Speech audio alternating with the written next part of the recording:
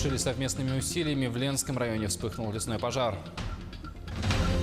Как предупредить инфаркт? Наши корреспонденты выяснили, можно ли вернуть былую силу сердцу. Игроки и целые команды «Русские матрешки» украсились формой звезд футбола.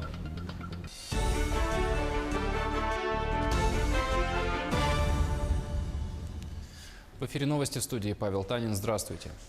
В Ленском районе в 5 километрах от села Чамча горит лес на площади 9 гектаров. Жители деревни вчера заметили дым в лесу и сообщили об этом в диспетчерскую службу города. Сами параллельно с этим начали тушить пожар. На помощь к ним вылетели сотрудники авиалесоохраны и сбросили 3 парашютистов. Позже на технике прибыло еще 13 сотрудников авиапожарной службы. Совместными усилиями к 4 часам ночи огонь удалось остановить. Сегодня после обеда на место вылетит самолет Ан-2 для оценки ситуации. Из предполагаемых причин пожара человеческий фактор исключен. От берега Нюи 1,5 километра почти. Ну там для рыбаков это было бы, скажем так, не свойственно. Скорее всего, это была гроза. Прошли у нас грозы по району. Это наиболее частые причины пожара. И вот, скорее всего, это гроза и была причиной пожара. Весь срочный груз для подразделений компании «Алроса» доставлен по воде в первые недели навигации и уже отправлен на север. Так докладывают логисты. Сейчас они работают в штатном режиме. На склады продолжает поступать технический груз. В хорошем темпе идет завоз всех видов топлива. Благо, пока река позволяет, уровни воды держатся высокими. Подробности у наших коллег.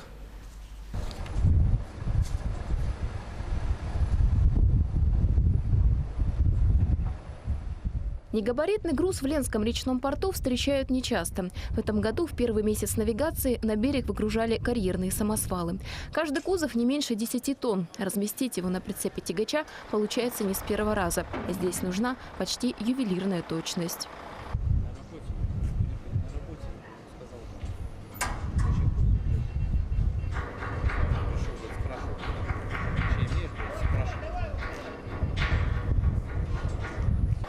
Технику для Айхальского и Удачнинского комбинатов заказали к доставке в первую очередь. Сейчас она заняла свое место на складских территориях Ленского отделения УМТС. Карьерные самосвалы для работы на Верхнемунском рудном поле – срочный груз. Его уже отправили адресату. Остальную технику поставят на колеса, как только снимут ограничения по тоннажу на трассе Ленск-Мирный. На сегодняшний день мы работаем чисто точечно по тем целевым задачам, которые определяет в первую очередь предприятие компании. Сегодня это, скажем так, на июнь месяц обозначены такой груз, как аммиачная селитра. Мы начали ее отгрузку сразу по поступлению, мы отгружаем ее по направлению Айхал, Удачный. И по ряду технических грузов, то, что связано с выводом фабрик для ремонтов. То есть это комплектующие для оборудования, мельница Семтек. В Ленском отделении УМТС за первый месяц навигации приняли 27 тысяч тонн технических грузов. Это всего 62% от прошлогодних данных за аналогичный период. Условия для судоходства благоприятны. Уровень воды в Лени позволяет ходить с максимальной загрузкой. Но груза для отправки из Усть-Кутского отделения пока нет. Зато завоз нефтепродуктов идет хорошими темпами. Мы на сегодняшний день уже 26 тысяч с воды приняли. Порядка 10 тысяч сегодня рейд, это включая поставщиков нашего топлива. Ну и видим уже отгрузку движения из Усть-Кута. То есть здесь на сегодняшний день 130% к уровню прошлого года. И говорим о том, что довольно ритмично идет работа по приемке всех видов топлива. В Ленском речном порту, кроме грузов акционерной компании «Алроса», встречают и суда сторонних заказчиков. В этом году они обещают увеличение поставок. Первые недели навигации речной порт работал с полным рейдом. Стартовало активно, даже пришлось вводить двухсменку для переработки грузов, чтобы суда не простаивали. Сейчас работаем в штатном режиме. На сегодняшний день мы переработали 59 тысяч. Для выполнения квартального плана портовикам осталось принять с воды 20 тысяч тонн. Олеся Васева, Сергей Счастный, Олег Соснин. Телеканал «Алмазный край». В столицу республики съехались главные архитекторы региона. В Минстрое для них провели семинар-совещание. Участники рассмотрели актуальные вопросы реализации градостроительной политики и исчерпывающий перечень процедур в сфере строительства. Планируется рассмотрение изменений в нормативно-правовом регулировании. Также затронут вопросы реализации комфортной городской среды и того, как в ближайшие годы программа реализуется на территории республики. Совсем недавно республика принимала участие в конкурсе, который проводил Минстрой России по историческим и малым городам, где у нас город Алёбминск завоевал призовое место и получил дополнительные средства на финансирование этой программы.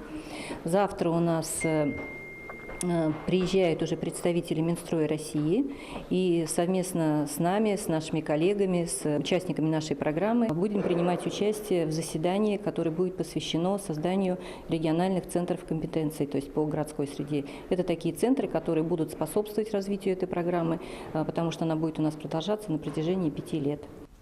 С 1 января следующего года начнется сокращение аналогового вещания. В стране начинается постепенный переход на цифровое телевидение. Государство начнет сокращать субсидии по распространению сигналов в городах с населением менее 100 тысяч человек. Это касается обязательных общедоступных каналов.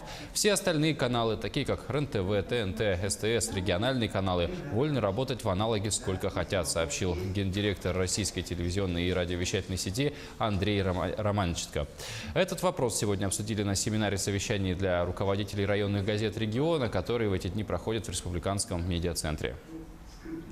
Если брать территорию Республики Саха-Якутия, то у нас 95% охвачено цифровым телевизионным вещанием. Что касается Российской Федерации, то около 98%, если брать полностью. Вот. Ну, оставшийся процент населения – это, конечно, у нас населенные пункты с минимальным количеством населения, где нецелесообразно строительство.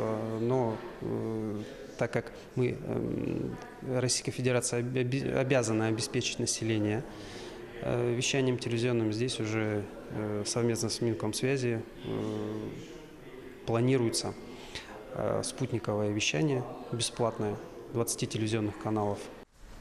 В структуре смертности сердечно-сосудистые заболевания занимают лидирующие позиции. Особенно высоким численный показатель инфарктов остается в промышленных районах. Удар не всегда настигает внезапно. На какие симптомы необходимо обращать внимание? Можно ли вернуть сердцу былую силу и реально ли уберечься от инфаркта? Об этом расскажут наши корреспонденты. Инфаркт. Такой диагноз поставили Анатолию Окладникову в больнице. Много лет назад мужчина уже перенес болезнь. Тем не менее, второй удар стал для него неожиданностью. Анатолий Иванович попал в больницу только вчера, однако, по его мнению, уже готов к выписке. Давление хорошее, 140 на 80. Врач-кардиолог отмечает, что столь позитивный настрой свойственен людям, перенесшим инфаркт. С одной стороны, это неплохо, однако больное сердце требует к себе максимально бережного отношения. Инфаркт – это одна из форм ишемической болезни, протекающая с развитием некроза участка миокарда, обусловленного недостаточностью кровоснабжения. Ежегодно регистрируется порядка от где-то, наверное, 55 до 70 инфарктов.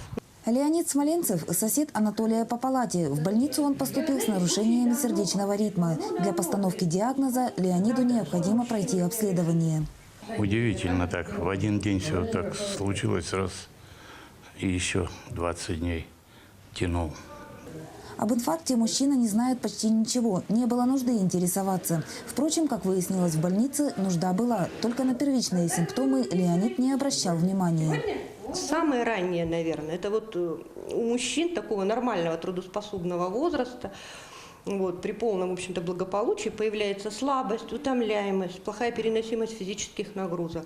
И дальше, конечно, это боли.